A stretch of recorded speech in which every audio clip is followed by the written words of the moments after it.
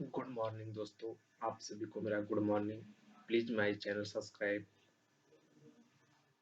Recon study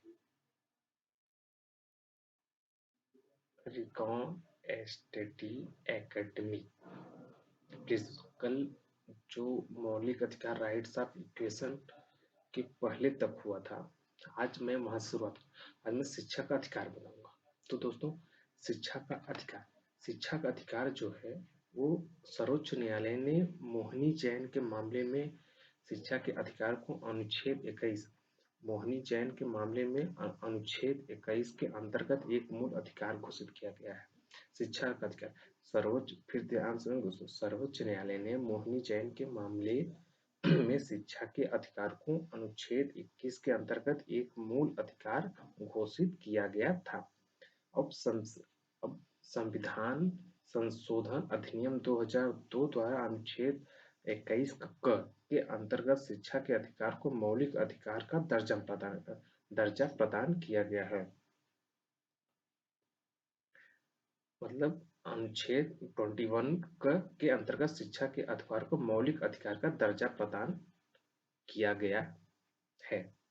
और 21 के अनुसार राज्य 6 से 14 वर्ष के आयु के सभी बालकों के लिए निःशुल्क शिक्षा अनिवार्य का उपबंध किया गया है।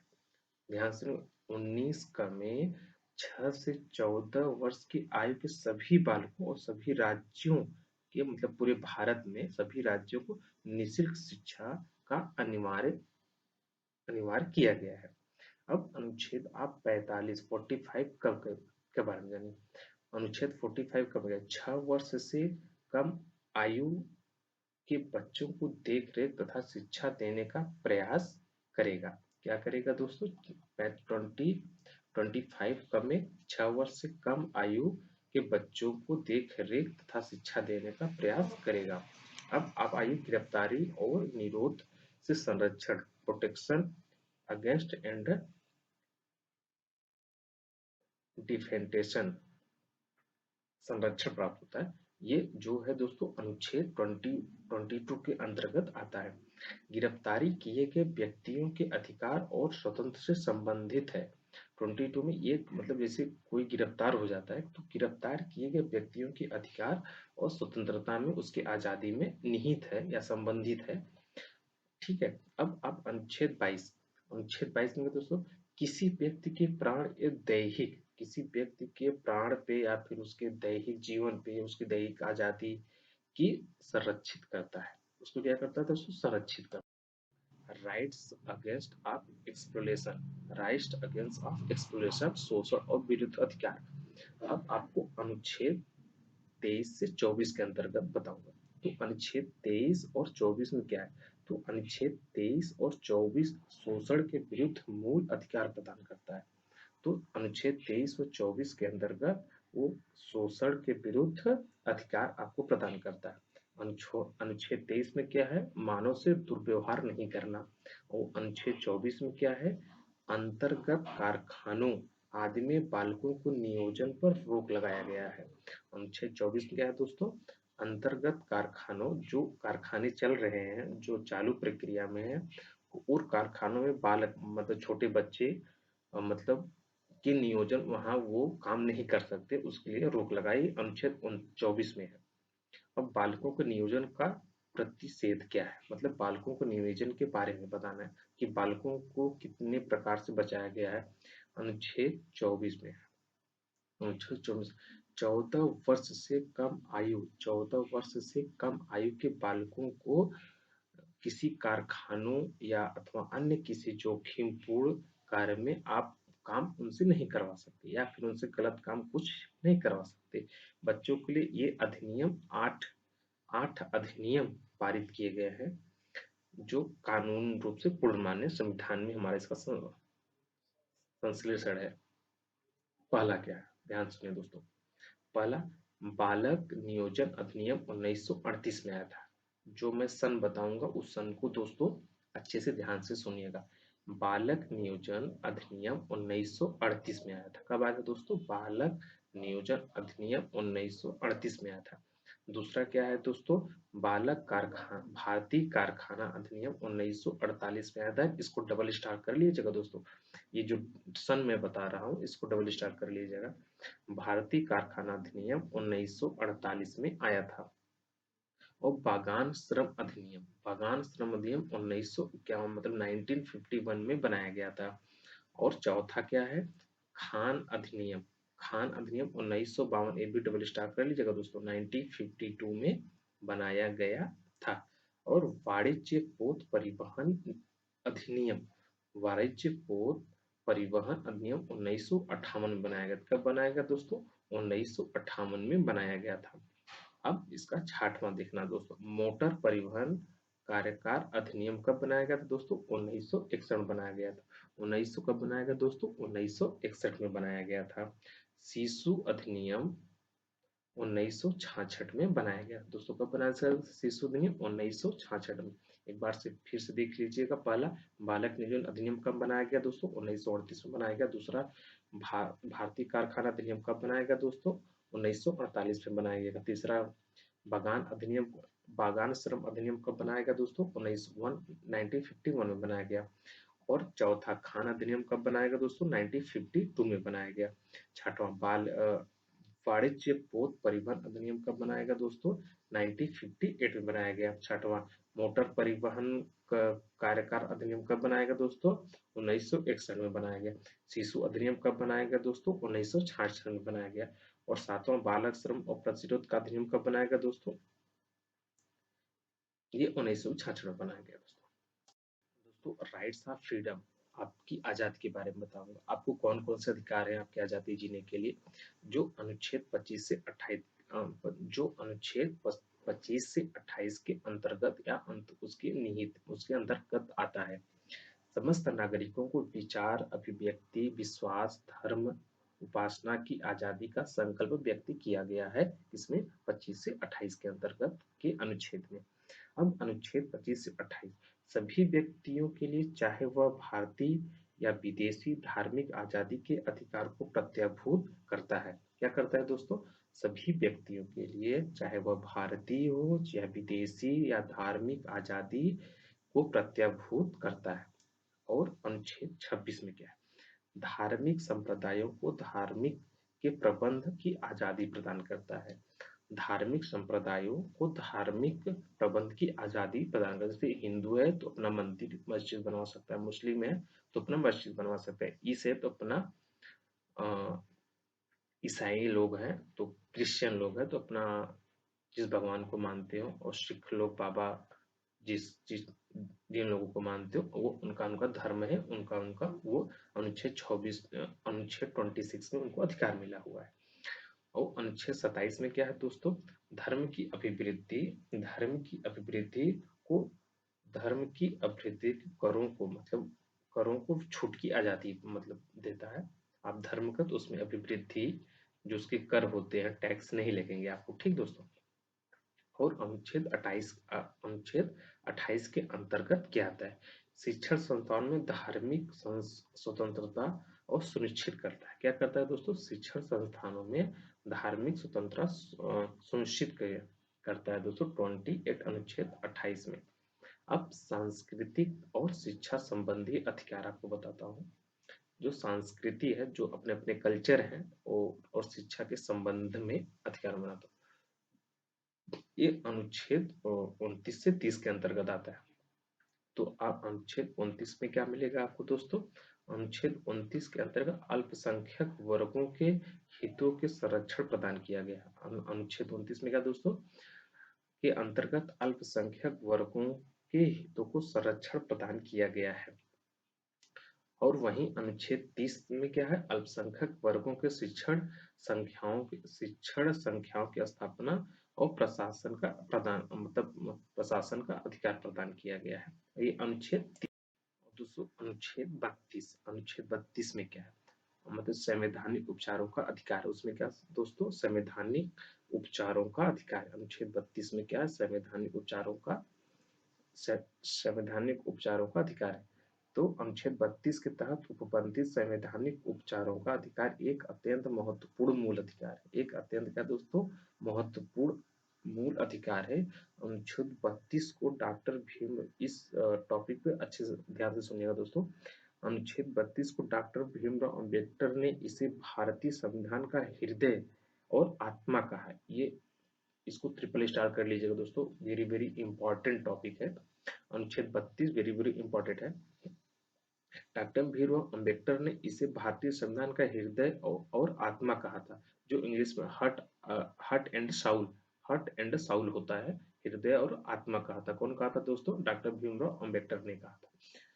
तो जैसे इस पे क्वेश्चन बनता है ना, तो डॉक्टर मतलब कि हार्ट ऑफ साउल किसने कहा था? Heart of Saul doctor Bhimrao Ambedkar ने कहा था। संविधान को लेके हृदय और आत्मा उनको कहा था। ये मतलब संविधान को हृदय और आत्मा।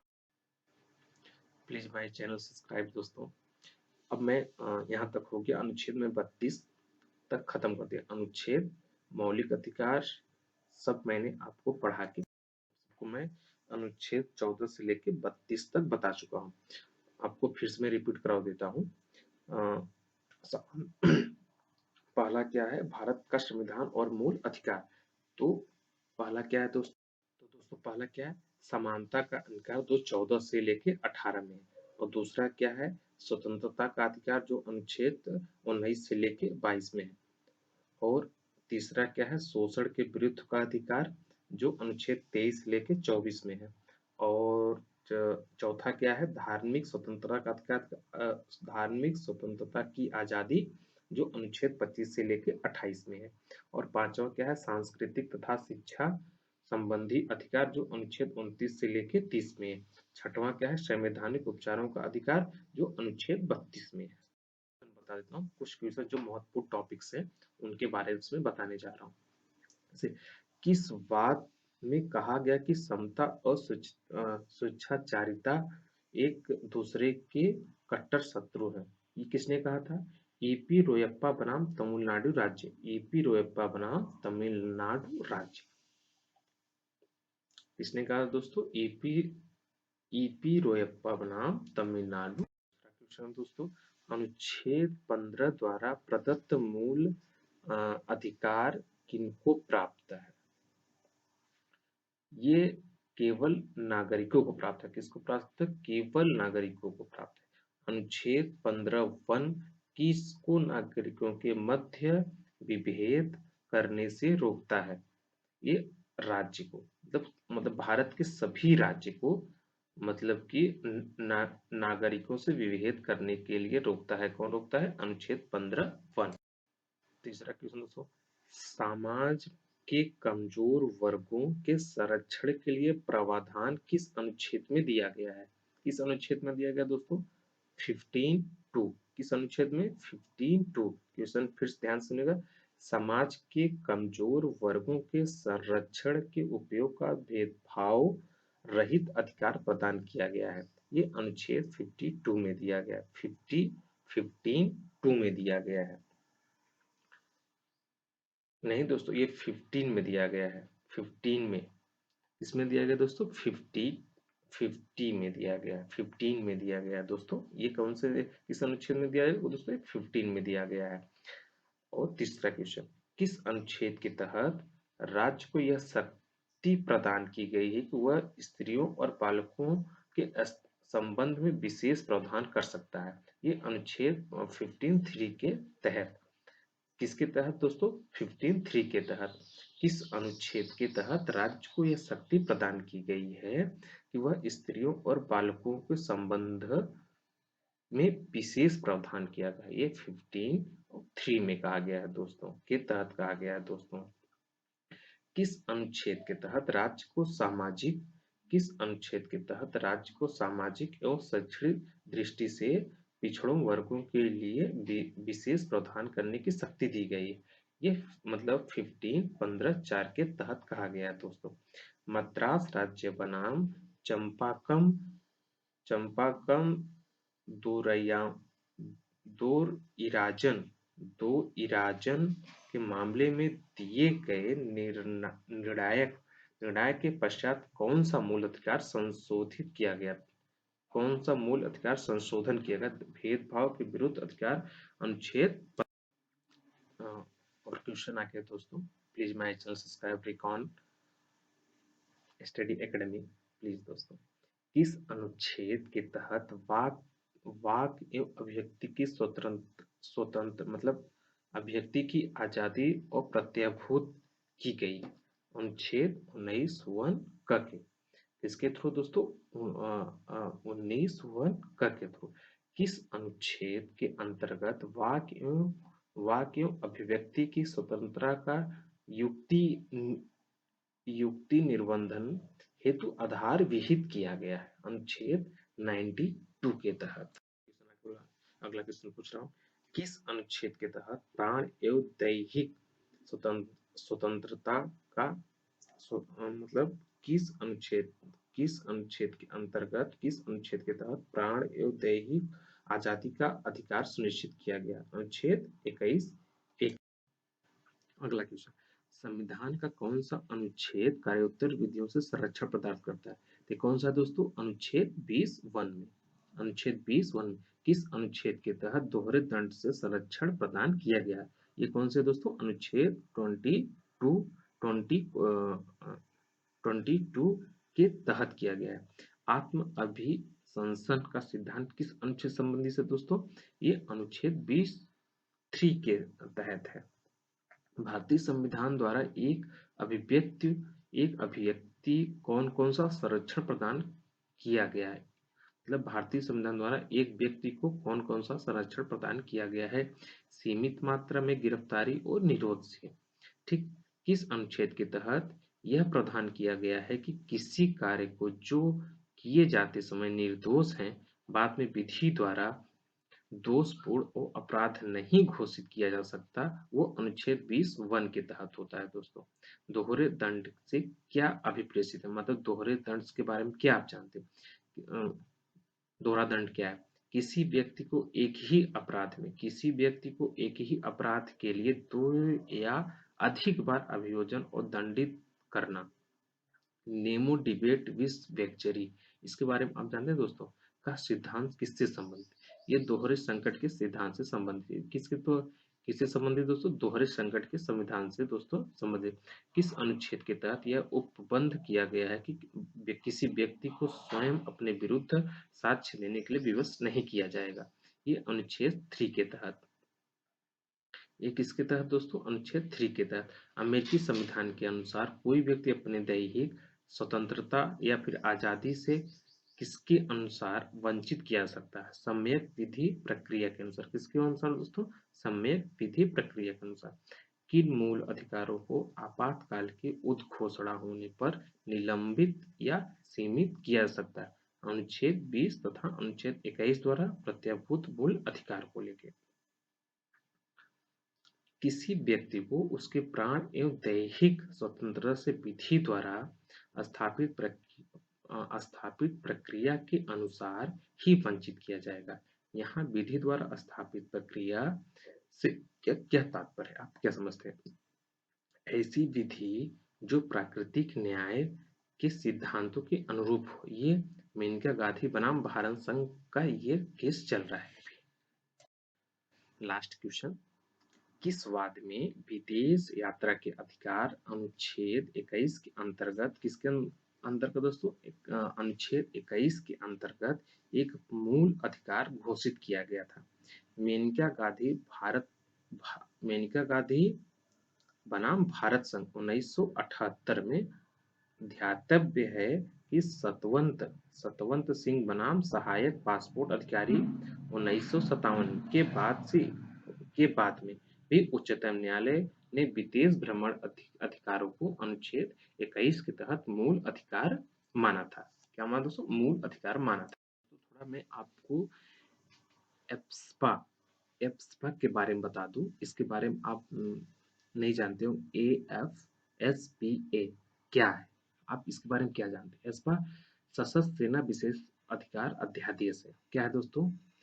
सशस्त्र सेना विशेषाधिकार अध्यादेश है दोस्तों। ये आर्म्ड फोर्सेस स्पेशल पावर होते हैं दोस्तों। क्या होते हैं दोस्तों? आर्म्ड फोर्सेस स्पेशल पावर होते हैं, जो असम एवं मणिपुर में सशस्त्र विद्रोह के दबाने के बाद अपनाया गया एक कानून है। यह कानून ब्रिटिश भारत में 1942 में भारत छोड़ो आंदोलन के दबाने के लिए नए कानून का प्रतिक्रिया दी गई थी। सितंबर 1957 डेट दोस्तों ध्यान से सुनिएगा। सितंबर 1957 में अधिनियम एवं मई में 1958 में प्रवर्तित किया गया है। इसके अंतर्गत सुरक्षा बलों, जिनमें अर्धसैनिक बल भी शामिल है, जो विशिष्ट विशिष्ट अधिकार इनको प्रदान किए गए हैं। इससे पहला क्या है, बिना किसी पूर्व सूचना के प्रभावी क्षेत्रों में प्रवेश करने, तलाशी लेने या गिरफ्तारी करने का। दूसरा दोस्तों, कानून व्यवस्था बनाए रखने के लिए नियमित आवश्यकता पड़ने पर गोली चलाने का अधिकार इनको दिया गया। इसके अलावा दोस्तों, इनके विद्रोही अभियान के विरुद्ध, जैसे किसी स्टेट में असम, मणिपुर जैसे किसी स्टेट में विद्रोह हो जाए, आपस में मतलब उस स्टेट के अंदर ही विद्रोह हो जाए, लोगों के वहाँ के लोगों के अंदर विद्रोह हो जाए, तो उसके विरुद्ध सुरक्षा बलों किसी भी तरह का मानवाधिकार का उल्लंघन उस जगह पे नहीं होगा। जैसे आप जहाँ नहीं हो तो वहाँ वो कानून, मानवाधिकार एक कानून होता है, वो कानून वहाँ पे नहीं लगेगा। उन पर मुकदमा चलाने हो तो केंद्र सरकार की अनुमति लेने की आवश्यकता नहीं होगी। निवासियों में काफी आक्रोश व्याप्त है। इस अधिनियम की समीक्षा के लिए न्यायमूर्ति बीपी जीवन रेड्डी, कौन दोस्तों, बीपी जीवन रेड्डी की अध्यक्षता में नवंबर 2004 में एक समिति गठित की गई। नवंबर 2004 में एक समिति गठित की गई और उसमें अपना सुझाव 2005 में प्रस्तुत कर दिया गया था, किंतु सरकार ने समिति सुझाव का पालन करना आवश्यक नहीं समझा। उस टाइम उस सरकार ने जो समिति गठित की थी उसका पालन करना सुझाव नहीं समझा। एप्सपा के अंतर किसी भी क्षेत्र को अशांत घोषित करने वहां यह अधिनियम लागू करने का प्रावधान राज्य सरकारों के लिए, परंतु 1972 1972 में एक संशोधित द्वारा इसे लागू करने का अधिकार केंद्र सरकार, राज्यपाल, जो वहाँ के राज्यपाल केंद्र सरकार प्रतिनिधि होने के कारण इसे लागू करने का अधिकार रखता है। वो मतलब इस उस राज्य को, राज्यपाल को इसे लागू करने का अधिकार प्राप्त है। केंद्र सरकार उसे कहीं भी लागू करने का अधिकार रखती है। इसको केंद्र सरकार कहीं भी उसको लागू करने का अधिकार रखती है। नमस्कार दोस्तों, please channel my subscribe recon academy, please दोस्तों।